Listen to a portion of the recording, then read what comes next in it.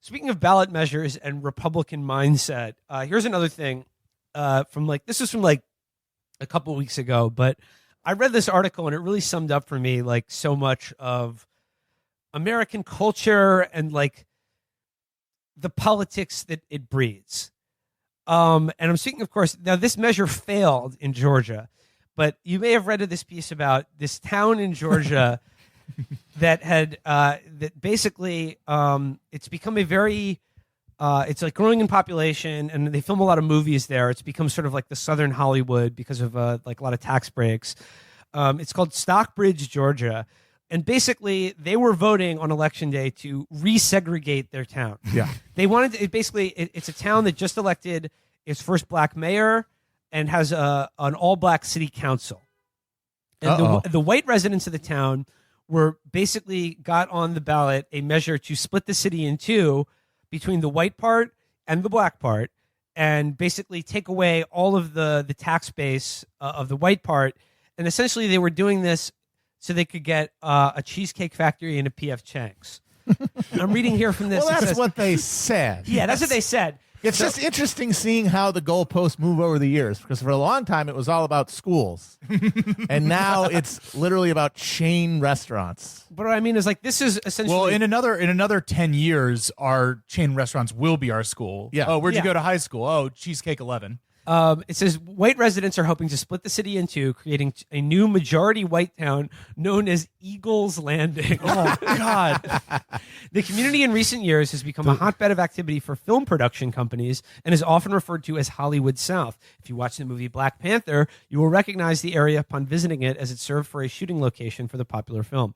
White citizens recently enacted a plan to split the city into two, taking the most valuable parts of Stockbridge for their own. And kind of put a force field around it that disguises the techno-utopia that is encased within. City Lab reports that residents are upset that the community is mostly attracting Bojangles and Waffle Houses. Both great. When they Delicious. When they want I'd cheesecake. kill for a fucking Bojangles around here.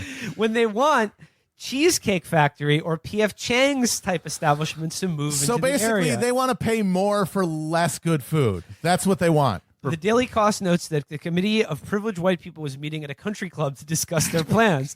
The plan was hatched when the woman running the campaign realized the average income of residents in the area was not high enough to attract the businesses she wanted in the area. What is most troubling is that the Eagles Landing plan calls for volunteers to essentially steal the business district that already exists, leaving Stockbridge residents with a massive loss of sales and property taxes. Residents didn't believe state officials would allow the measure to reach the ballot, but that's exactly what happened. In the area's white affluent voters pass the measure, Eagles Landing will feature six-figure income and a business district that was built from the ground up with help from the largely black community. Even though Stockbridge residents won't be allowed to vote on the measure unless they are in the Eagles Landing area, it will be their community that is torn apart, essentially an annexation of their rightfully owned city. Oh, my God. So Eagles Landing. Was Iron Cross, Georgia, already taken? So that measure did not pass, weirdly, considering it was only the people in Eagles Landing that would be voting Honestly, on it. kind of encouraging that they did not vote to recreate segregation so that they could have overpriced wontons. The phrase blood and soil was not polling well, so they changed it to blood and cheesecake, but that just didn't have the direct appeal that they were hoping for. No, but I read that article, and like it just really made me like think that, like, it really summed up a lot of me, like what our politics is really all about, who the people who vote in our elections, like what they're really thinking about, what they want politics to achieve for them. And it is that they want to create, like, you know, these all-white suburban enclaves that don't have to pay a single dime of taxes for anyone outside of their little, like, domed city. The or villages. whatever. Yeah. Yes. They want to recreate the village. The village is their utopia. It's their model of the future. And they don't want a single dime of the taxes, the property or sales taxes they pay going to anything like, you know, public transit or education for anyone that isn't their kids. And I got to say, like, it's not couched in these terms, but this is literally like, this is the ethno-state shit that, like, alt-right people are obsessed with. Yes. They don't conceive of it in those terms, but this is what they want to do. They want essentially an a la carte taxation system in which, like, what little in taxes they do pay goes to things exclusively that serve them and only them. And by them, I mean their kin and kind and other well-to-do white people. Right. And what and basically this is when you're a rung down from the ultra wealthy who are able to do this stuff unilaterally. Exactly. They don't have to worry about redrawing any lines ballot and measure. doing Yeah. ballot measures and any of that bullshit. They just keep their money out of range of public revenuers and recreate private infrastructure by themselves because that's the glory of having that much money. When you're a little bit lower on the economic rung, you have to still do this kind of stuff. But the idea is still the same. As I said, I think a few weeks ago, it is how one of the big things that entered the Roman Empire is that local people, at the latifundia, people who owned large estates, just stopped sending people to the army and stopped sending tax revenue up and started building walls around their little things and saying, "No, I got this." And we're seeing that recreated here at everywhere above like the top, like 10%. People are doing that, and yeah, it's only going to get more prevalent over time. I do think it's funny though, and very revealing, and honestly should even be an embarrassment to like the white nationalist types who see this kind of thing as a model and have like Roman fucking busts as their avatars on Twitter and post nothing but pictures of columns and are like, and are obsessed with eagles. This is how things should be.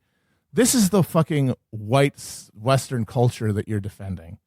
It has nothing to do with any of these ancient verities. It's fucking Cheesecake Factory. And P.F. Chang's. It's P.F. Chang's. It's this ersatz, corporatized, poured concrete, cheap-ass recreation of things that you never even experienced. It's somebody else's dream of a culture, and you're getting just it covered in fucking MSG and high fructose corn syrup. And that's the fucking culture that you're willing to kill, 3/4 of the world population to maintain?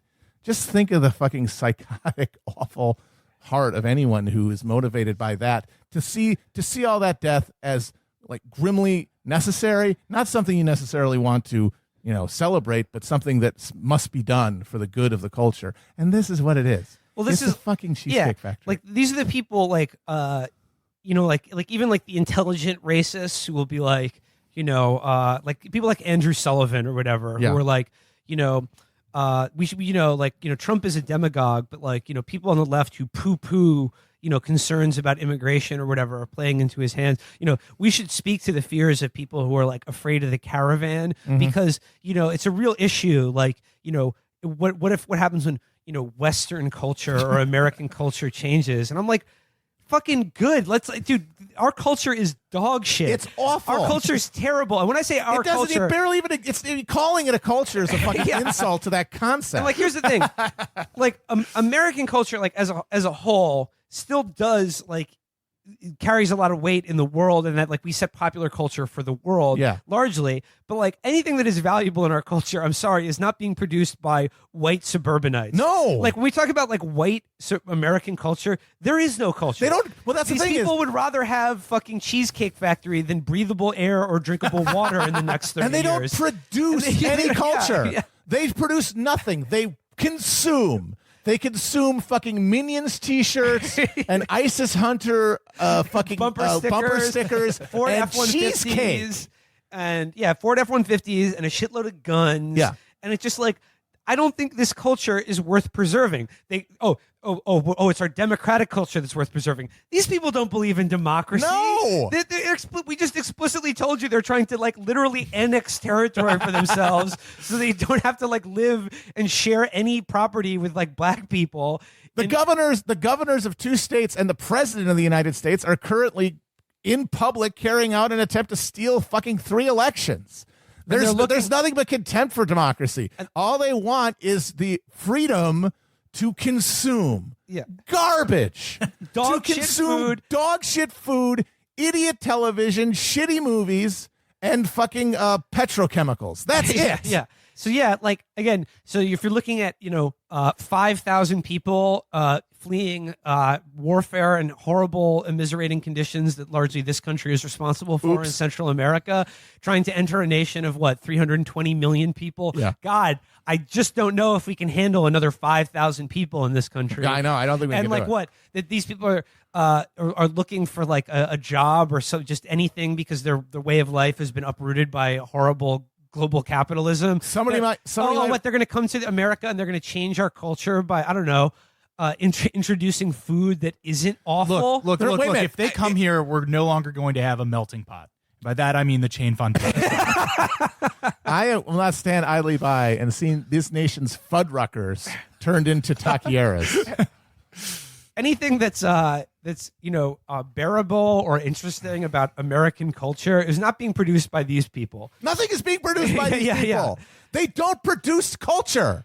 They just consume a corporate fucking monetized just gravy pipe of shit.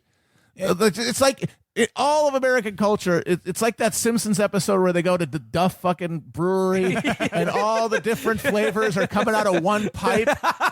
That's it. Yeah. But all the pipe, it's like the food, the beverage, the television. It's all just a corporate shit. And the funny thing is these Nazi guys see that and they're like horrified by it too. Yeah, like, but they somehow think that their fellow whites in these in these places are going to somehow rise up against this commodified, awful, corporate monoculture. Like they don't love it more than life itself. Well, even those people, like the people who have marble bust avatars, they're full of fucking shit. Well, they're full of shit. If you ask any one of those people who has like hashtag defend Western civilization or whatever from people in Central America or immigrants or whatever, like ask them what their favorite symphony is and watch their fucking gormless shithead slack-jawed face just go, buh. No, the one from Clockwork Orange. Yeah. My favorite moment of that ever, and this is a year ago now, is that there was a thread where one of these fucking mutants posted this picture of a statue, and he said, "This is the culture we're trying to preserve," and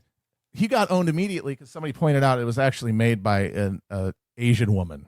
Oh, yeah. No, it was a statue. It was like a marble statue of like a woman. In a diaphanous, in a like sort of clingy dress. Like a classic, like representational, Right. like looked realistic. And he was like, this is Western civilization. And it was actually a Chinese-American woman sculptor. And everyone was owning him for that. And I feel like that sort of missed the even bigger point, which says the fucking statue is dog shit. The statue is basically just a fucking marble real doll. Like there's nothing to it. It's just look a sexy lady, and it's hard. It's like impressed by the technical skill of like making stone look like fabric. It's like that's fine, but like just looking at that and being like, I'll kill 3/4 of the world population for this.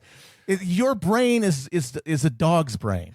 And whenever I think about whether it's Eagle's Landing or The Villages or any of this shit, Matt, I think you've seen it. Have you ever, the movie A Boy and His Dog? Oh yeah, Don Johnson. With, it's like Jason Robards. Yeah, classic. this post-apocalyptic movie where Don Johnson is this sort of like teenage wanderer through this like post-nuclear hellscape. Yep. And eventually he gets kidnapped by basically the underground version of The Villages led by Jason Robards, where they've used robots to recreate this kind of like 1950s it's like new suburban, Wichita or something. Yeah, this 1950s suburban existence, and they want to get him so that they can literally milk his sperm and create more like apple-cheeked young lads. Yeah, because their DNA all is like too weird fucked up old by men. radiation. Yeah, exactly. Yeah. So check out A Boy and His Dog, directed by IQ Jones, the Sam LQ Peckinpah. Jones. LQ Jones? LQ. Oh, LQ Jones. IQ Jones.